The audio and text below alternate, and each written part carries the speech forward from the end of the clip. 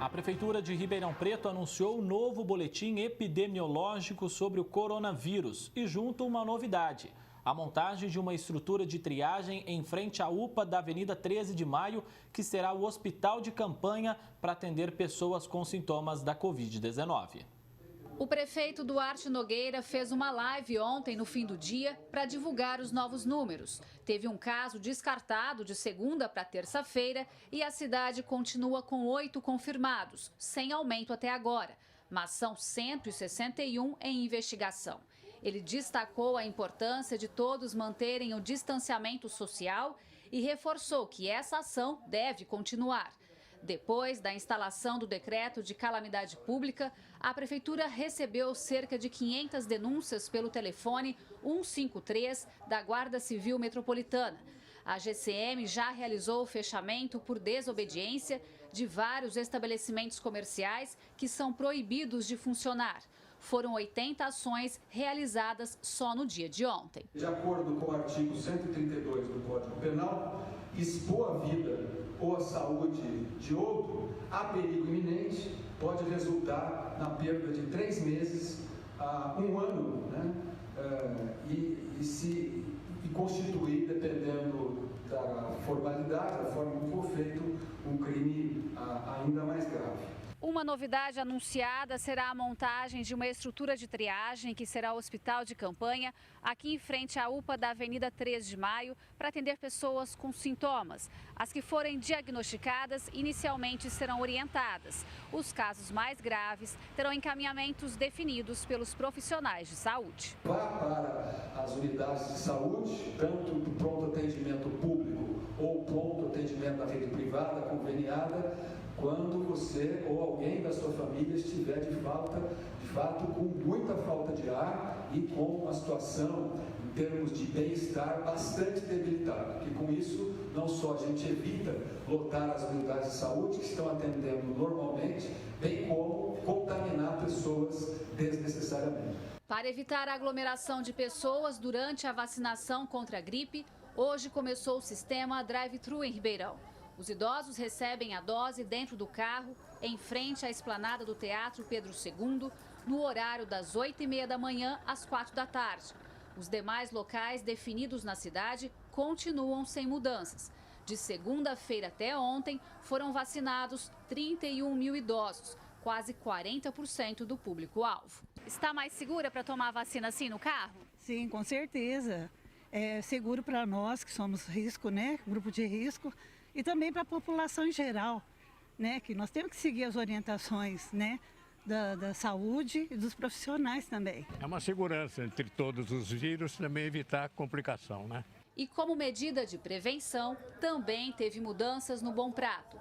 A distribuição das refeições está sendo feita por marmitex, para as pessoas levarem a comida para casa. E na manhã de hoje, Nogueira realizou reuniões por videoconferências com chefes do Executivo da Frente Nacional de Prefeitos, com gestores da região metropolitana e empresários do município.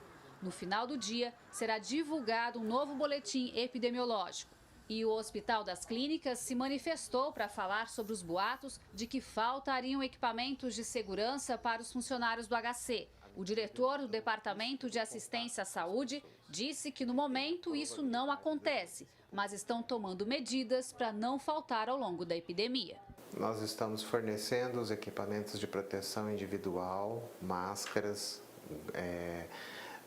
óculos e todos os equipamentos chamados de equipamentos de proteção individual à medida do risco do contato com as pessoas, que tem a probabilidade da doença. Por isso foram estabelecidas várias medidas, como por exemplo a triagem na porta do Hospital das Clínicas para reduzir a chance de que quem entre tenha a doença. Nós temos que tomar essas medidas porque os equipamentos de proteção individual eles podem vir a faltar ao longo da epidemia, mas no momento não estão em falta. Gislene Lopes para o Jornal da Clube. Sobre a vacinação da gripe em Ribeirão Preto por drive-thru, agora há pouco teve uma confusão por lá devido ao trânsito e também à alta demanda. A assessoria de imprensa da Secretaria da Saúde informou que o atendimento era para ser somente para idosos com dificuldade de mobilidade, mas 99% das pessoas que estão procurando são as que têm condições de ir nos demais locais, como, por exemplo, as escolas. Por conta disso, o drive-thru foi cancelado e vai atender hoje até a última pessoa da fila. Depois disso, o procedimento será revisto e informado a todos.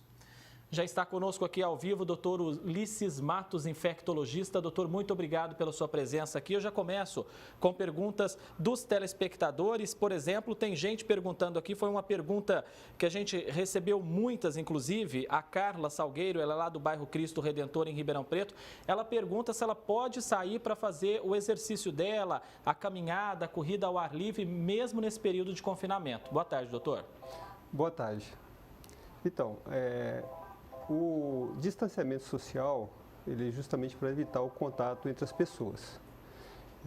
A caminhada isolada ou com alguém que já convive em casa, ela não oferece um risco maior. Agora, se várias pessoas vão caminhar num lugar conjunto, ficam perto uma das outras, há o risco.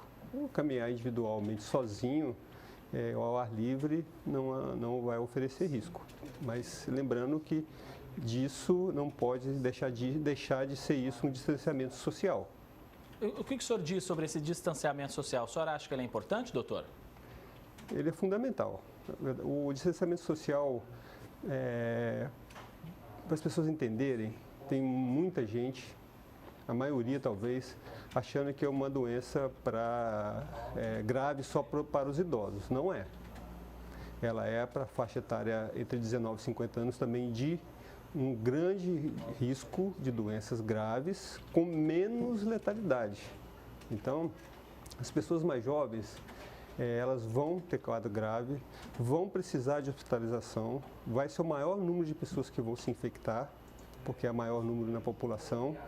E isso, se uma pessoa jovem se hospitalizar, ela vai tirar o leito de uma pessoa idosa e se ele vai para um respirador, é possível que vá, muitos jovens vão sobreviver, mas vão ficar um longo período internado na UTI, no respirador, e isso vai ser um grande problema. Então, daí realmente o distanciamento social precisa ser feito e as pessoas têm que entender que uma epidemia já está com força no Brasil. Tá? O Brasil, nós estamos falando de 2.000 e poucos casos hoje. No final de semana era 1.000 e poucos. Então, em 3 dias, dobrou o número. Então, o Brasil está numa linha muito ruim, dobrando os casos a cada 3 dias. E se a gente olhar o que está acontecendo no mundo, também reforça essa questão do distanciamento. Demorou 3 meses para chegar em 100 mil, depois mais 12 dias para chegar em 200, depois mais poucos dias para chegar em 300 no final de semana, estava em 300 e pouco, hoje estava em 420 mil. Então, assim, é muito significativo, isso varia de país para país. O melhor evolução, em que os casos estão demorando mais para dobrar, você tem várias medidas, não é só o distanciamento. Tem que ter o distanciamento, tem que ter o isolamento de quem diagnosticou. E para você diagnosticar a pessoa, você tem que testar. Então, tem que testar muitas pessoas, fazer uma busca realmente. Quem teve contato com a pessoa que testou positivo tem que ficar em quarentena. Isso é obrigatório. Então, não é só o distanciamento social. É o distanciamento social com outras medidas. E isso, quanto mais devagar essa curva subir, mais rápido os serviços municipais, estaduais e o próprio governo federal vai ter condições de organizar para atender essa demanda e instituir medidas preventivas. Então, é um conjunto de coisas que, dentre elas, faz parte o distanciamento social. Doutor, tem várias perguntas chegando aqui, vou até pedir para o senhor ser um pouco mais resumido para a gente tentar atender todo mundo. O Odair da Silva, da Coab 3 de Sertãozinho, pergunta: um resfriado ou gripe pode evoluir para o coronavírus? São coisas diferentes, um resfriado não evolui para o coronavírus, mas o coronavírus tem sintomas parecidos. Então, se a pessoa tem coriza, ele já tem que ficar em casa. Já pode ser coronavírus. Porque a maioria vão ter sintomas leves e vai transmitir. Então, entre o quarto e o sexto dia, a pessoa começa a ter sintoma, não está mal ainda, vai demorar lá pelo 12º dia que ela vai precisar internar. A grande maioria não vai precisar, mas nesse período ela está transmitindo. Então, a pessoa tem coriza, tem sinal de resfriado, que é muito parecido com o coronavírus, ela tem que ficar em casa. Se a pessoa tem coriza, tosse, febre, ela precisa ir no posto de saúde para ser avaliado. Se ela tem coriza, tosse, febre e falta de ar, ela tem que procurar um serviço de urgência. Dr. Washington Luiz da Silva, ele é morador do bairro Valentina Figueiredo e pergunta o seguinte: a minha esposa tem hipertireoidismo, ela está no grupo de risco?